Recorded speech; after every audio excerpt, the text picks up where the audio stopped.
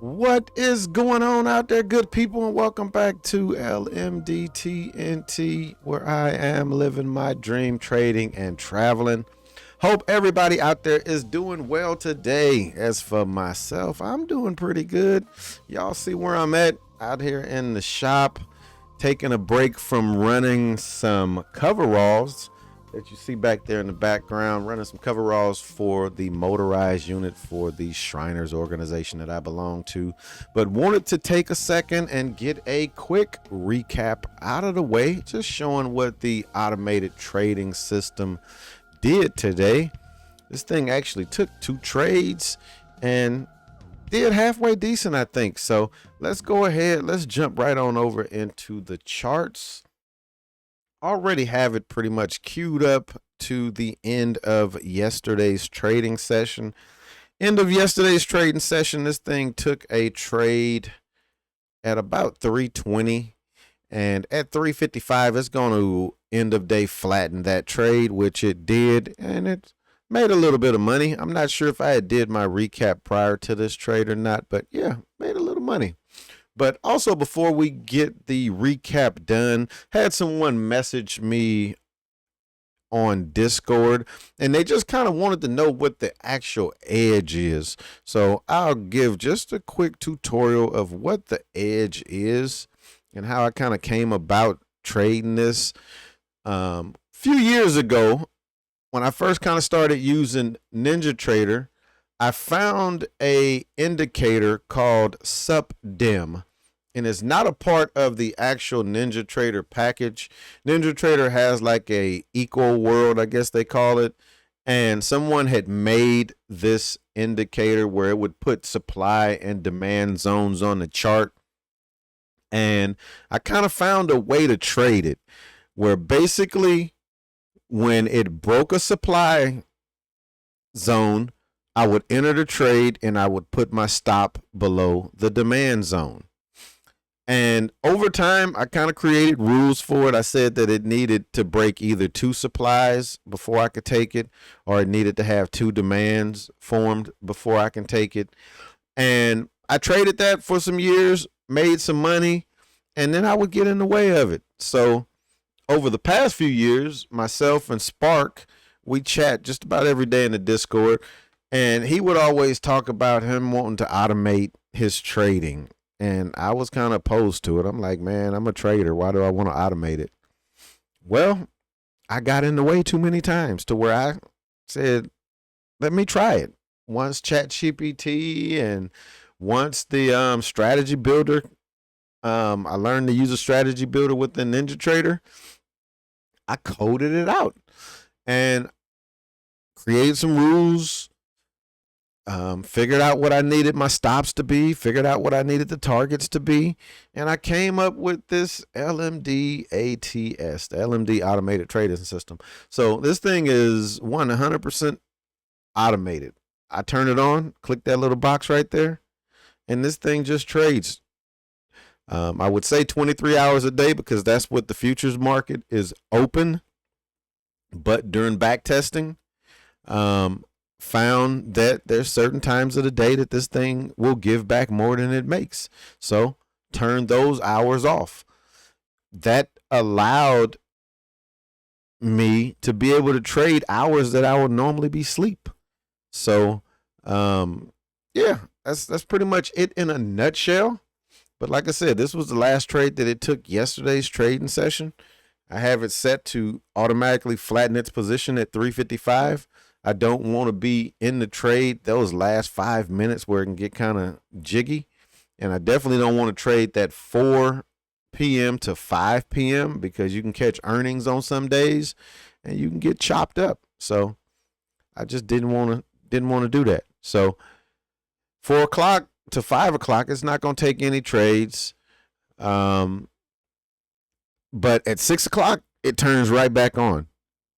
And this bad boy took a trade at 6:02, or actually 6:04. And you come over here and you're like, well, I don't see a supply that it broke. It broke the supply prior to the market closing. It broke this supply. This demand now becomes the stop. and we see that it's in the trade. You see that red line? That is the stop. Let me see if this will drag down, and I'm going to just show you the entire play box real quick before we continue scrolling. And you'll look at this and be like, good gracious. That's the entire play right there. Entry, stop, target, and I have step targets in between. Because if I was just shooting for 7R, which is what the target is, there's a lot of times this bad boy will go 2, 3R, 5R, and come on back down and give it all back up. So back testing showed me I need to put these step targets in. But that just kind of gives you an idea of what the actual play looks like. It was risking 39.5 points right here. So $79. With ChatGPT and my input, we came up with this label. And what this label does is gives very important information for every single trade. One thing that you can easily see is it tells you what time frame that trade was taken in. So this one was taken in the New York PM session. This was taken during the Asia session. So I can go back and look at every single trade and look at these individual stats for that trade and create better filters to eliminate trades, which if you come back over here, you see that it didn't take a trade right there. That was because of one of the filters that was created using the labels. But let's go ahead. Let's continue looking at this trade. Like I said, got in about 602 and market just kind of chopped around for an hour. I got a session filter that kicks in at 7:35, but if I'm in a trade, it's not going to get me out of the trade. It's just if I'm not in a trade at 7:35, it won't enter a trade until 11 o'clock. But we noticed this thing just chopping around. I did peek in and I saw that it was in a trade, and I'm like, oh, here we go. But yeah, just chop. Never did get up to 1R, which is that dash line. That's not really an action line for me, but it's good to know. We do see that it finally gets up to 1R at about 10 minutes to 10. Again, doesn't mean nothing to me, but it does let me know that it had a 1R move in it. And then we finally see at 11 o'clock, this thing gets a nice push up. We finally break that 1R level.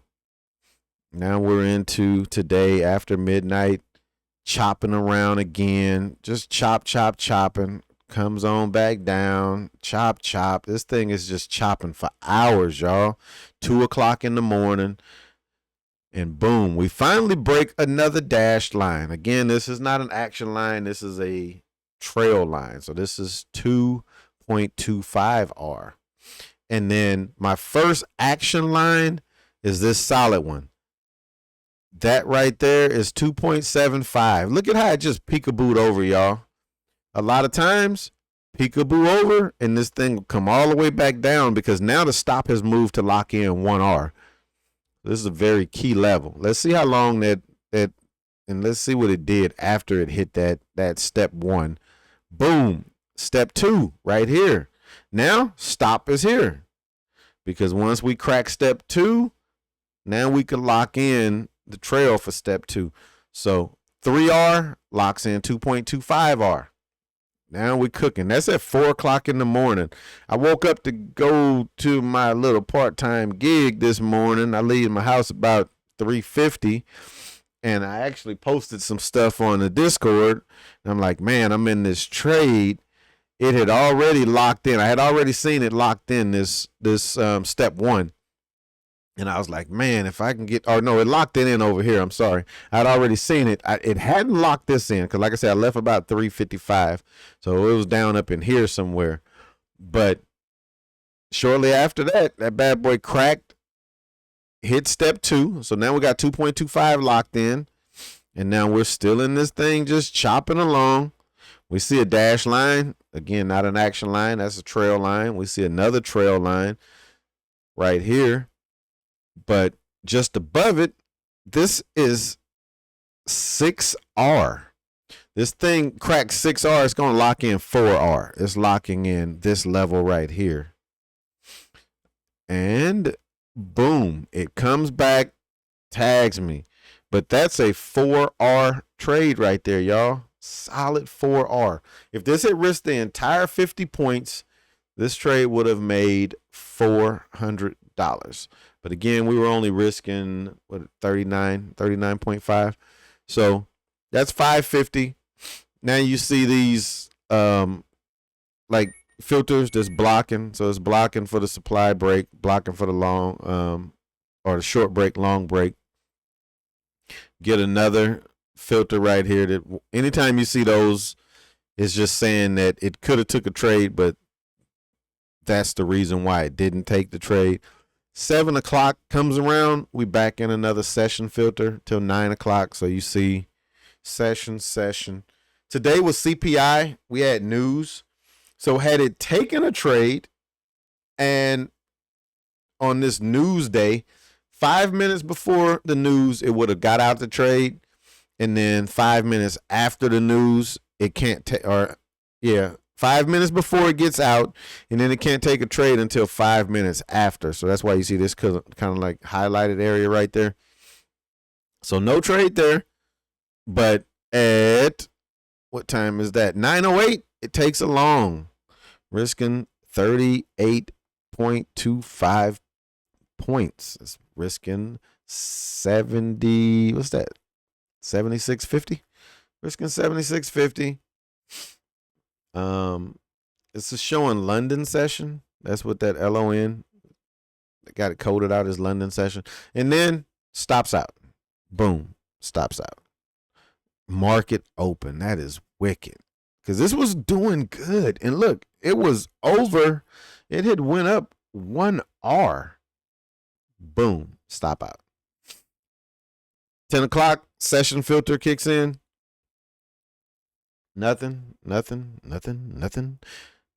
2 o'clock, or finally takes a trade, or it would have took a trade there, but session filter kicked in, and I'm sure that would have been more than 50 points, so it would have rejected it for that. 2 o'clock, it could start trading again. Would had one there, but the risk was too high.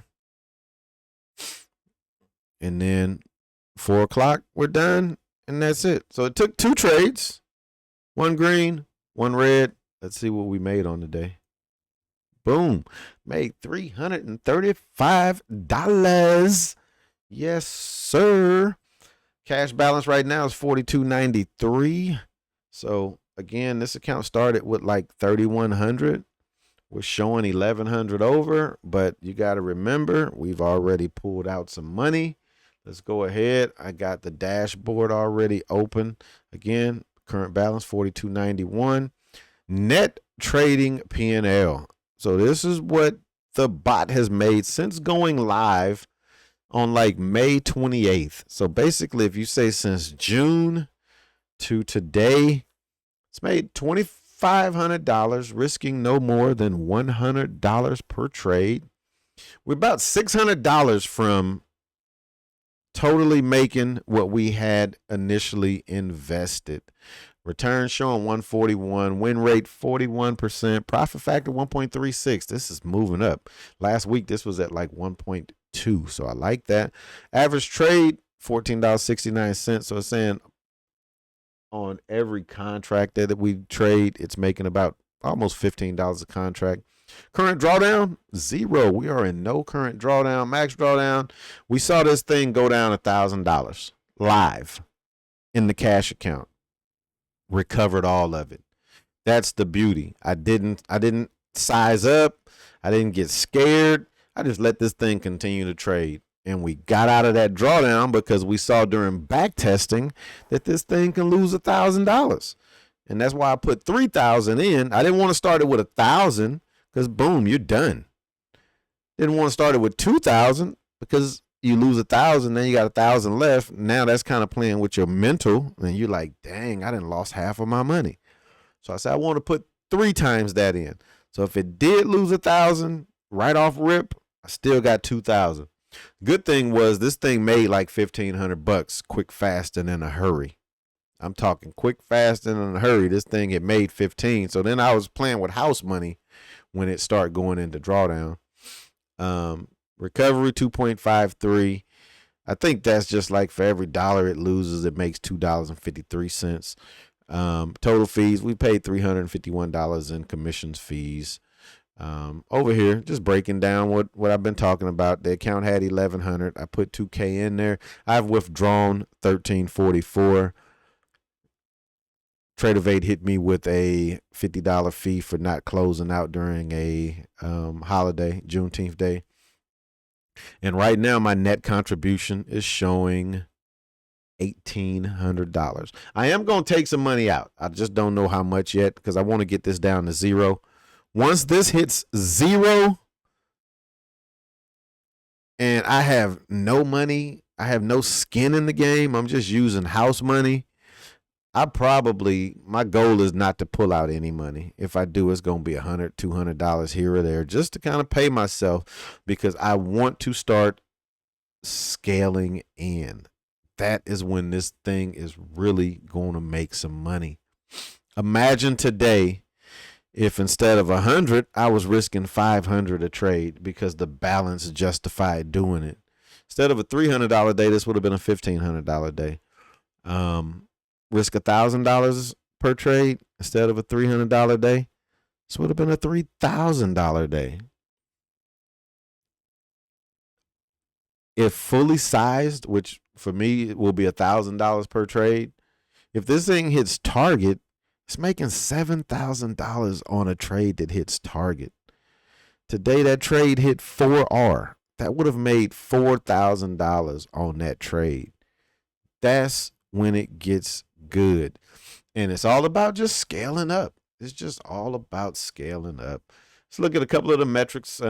Best day, still's Tuesday, 2,100. Worst day, Monday, down 5. Best hour, that's 6 o'clock. At 6 o'clock, we added to that today when that took that trade. Worst hour, 7 o'clock. We lost 600 bucks. All of this is just showing the same thing. But look at that right now. August is kicking butt. June was good. We had a nice month of June. July was basically flat. May was just 2 trading days. August is literally kicking butt, y'all. So look at the calendar real quick, and then we're going to wrap this one up. Again, only traded 2 days in May. June was a full trading month. We traded every single day. We had more greens than we did have reds. We looked at that yesterday. July, flat. We had just as many red days as we had green days, and we made $100.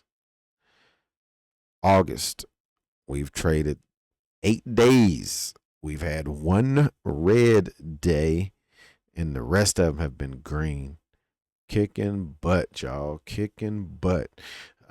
This thing hasn't really hit too many 7R trades. I was talking to Spark about that today because I didn't think that it had hit any, but it has hit some 7R trades. They just wasn't like risking 50-point 7R trades. Because again, you risk 50 points, that's $100. That bad boy hits target. You just made $700 on 1 trade. So I'm going to go ahead. I'm going to wrap this video up. As always, thanks for checking me out. If you hadn't hit that like button, please do so. If you're not subscribed, please think about subscribing. And as always, we can continue the conversation in the comments. I need to get these machines back running. Got a convention I got to go to, and people want their products. Peace.